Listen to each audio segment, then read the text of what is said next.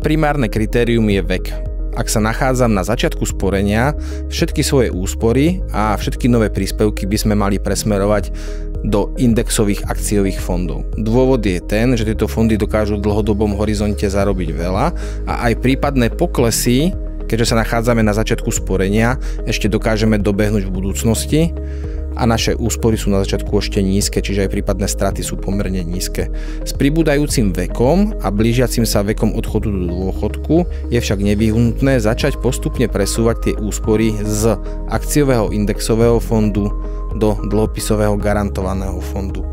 Zákon je momentálne nastavený tak, že tieto presuny začnú vo veku 50 rokov a každý rok presúvame 4% majetku, ale aj nových príspevkov do garantovaného fondu. Čiže s rastúcim vekom klesá majetok v indexovom fonde a rastie majetok v garantovanom fonde, tak aby vo veku, kedy sporiteľ odchádza do dôchodku, už jeho úspory boli bezpečné a konzervatívne investované v dlhopisovom garantovanom fonde.